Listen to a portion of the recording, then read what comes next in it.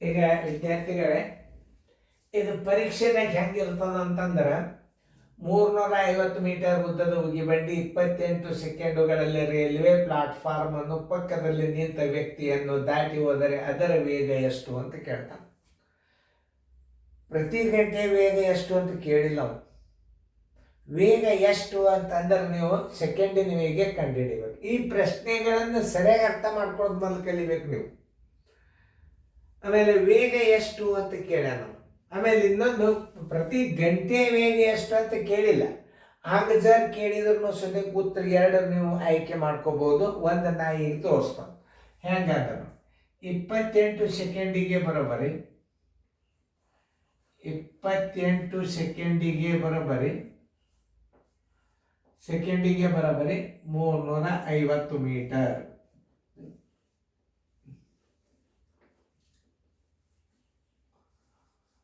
ವೇಗ ಅಂದಾಗ ನೀವು 1 ಸೆಕೆಂಡ್ ಅಂತ ತಿಳ್ಕೊಂಡು ಬಿಡಬೇಕು. ಅದನ್ನು ತಿಳ್ಕೊಂಡು ನೀವು ಮೊದಲು 1 ಸೆಕೆಂಡಿಗೆ ಬರೋಬ್ಬರಿ ಎಷ್ಟು?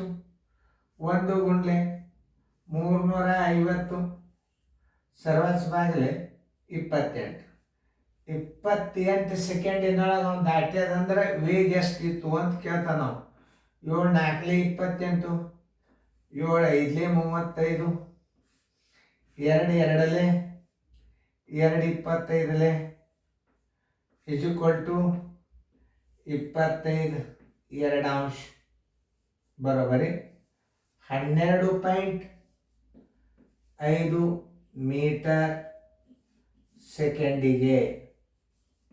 ಆನ್ಸರ್ = 12.5 ಮೀಟರ್ ಪ್ರತಿ ಸೆಕೆಂಡಿಗೆ. ಇಲ್ಲ ಅಕಸ್ಮಾತ್ ಇದು ಉತ್ತರ ಇಲ್ಲ, ಅವಾಗ ನೀವೇನು ಮಾಡಬೇಕು? ಗಂಟೆ ವೇಗ ತಕ್ಕೋಬೇಕು. ಗಂಟೆ ವೇಗ ತಕ್ಕೊಳ್ಳೋದು ಭಾಳ ಸರಳ ನೋಡ್ರಿ. ಕಿಮಿ ಪರ್ ಗಂಟೆಯ ವೇಗ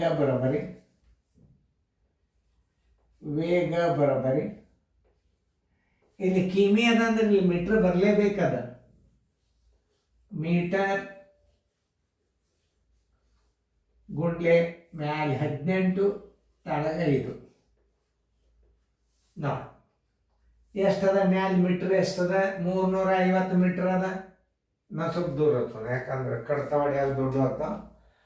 ಮ್ಯಾಲೆ ಮೀಟರ್ ಅದ ಎಷ್ಟು? 350 ಮೀಟರ್ ಅದ. ಸಮಯ ಎಷ್ಟದ? 28 ಅದ. ಗುಂಡ್ಲೆ ಮ್ಯಾಲೆ 18 ತೆಳಗೆ ನೀವು 5. ಹಿಂಗೆ ನೀವು ಮಾಡೋದು ತಾರೆ.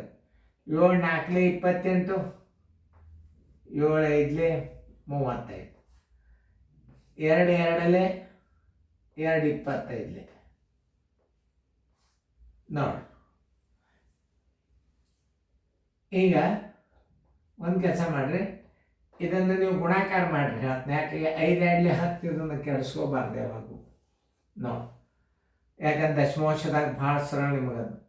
ಪೂರ್ಣ ಸಂಖ್ಯೆ ಬರಲಿ ಏನೇ ಬರಲಿ ಕೆಡ್ಸೋಳ್ಕೋಬಾರ್ದು. ಯಾಕೆ ಈಗ 5ರಲ್ಲಿ ಇದು ಹೋಗ್ತದೆ, ಹಂಗೆ ಮಾಡಿದ್ರು ಬರ್ತದೆ. ನೀವು ಹಂಗೆ ಬೇಕಂದ್ರೂ ಮಾಡ್ಬೋದು ನೋಡಿ. 5 1 5 5, ಆಮೇಲೆ 2 1 2 9 18, 9 5 45 ಕಿಮಿ ಪರ್ ಗಂಟೆಗೆ 45 ಕಿಮಿ